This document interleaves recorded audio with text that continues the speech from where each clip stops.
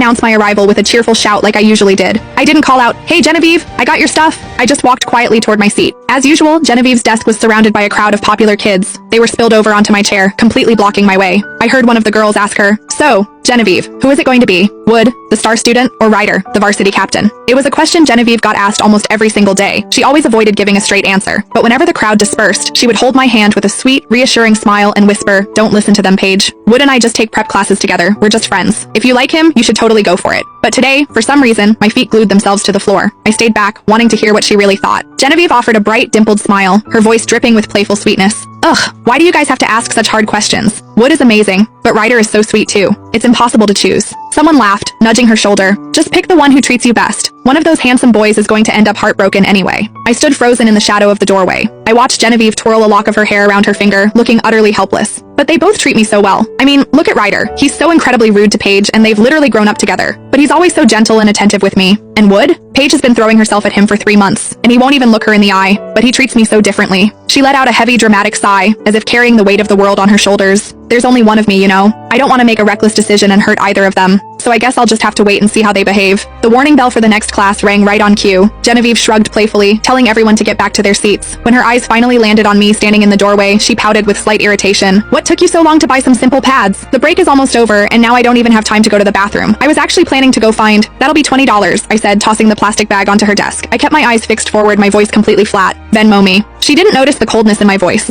Assuming I had simply been rejected by Wood again, she offered a few empty, rehearsed words of comfort. I ignored her. When the final bell rang at the end of the day, she tapped my shoulder with the eraser end of her pencil. "Paige, I'm going out to dinner with my parents tonight, so I won't have time to finish the history essay. The usual deal. You do mine, and I'll give you a choice. Either I convince Wood to tutor you tomorrow, or I'll give Ryder a piece of my mind so he behaves himself around you." Genevieve smiled, sliding her notebook onto my desk. "Make sure you copy my handwriting carefully. The teacher almost noticed last time." I didn't reach for the notebook. Instead, I stood up, swung my backpack over my shoulder, and looked her in the eye. "No, there's too much homework tonight, and I need to study. I have to stay up late to finish my own work." Genevieve snapped upright, her eyes wide with disbelief. "Ryder hasn't been bothering you lately, so forget about him. But this is a private tutoring session with Wood we're talking about. Paige, don't tell me you don't like him anymore." The memory of Wood's momentary gentleness in the store flashed through my mind, leaving a dull, aching pain in my chest. But the harsh reality of why he had been gentle woke me up. "Yeah," I said quietly. I walked toward the classroom door, speaking loud enough for the remaining students to hear. "I don't like Wood anymore, and I don't need Ryder's fake apologies." Just as I reached the hallway, Ryder's sarcastic voice cut through the air. "Wow, Paige. Look at you talking big. Who gave you permission to act so tough? What's next? Are you going to say you're cutting ties with me? Come on, let's go. My mom made your favorite dinner tonight." "Great idea," I interrupted, staring straight at him. Every word was sharp and deliberate. Cutting ties sounds perfect. Without looking at his stunned, turning pale face, I pushed past him and walked away. I didn't look at Wood once. Behind me, I heard Genevieve call out in an irritated tone, "Wood, I've called your name 3 times. What are you staring at?"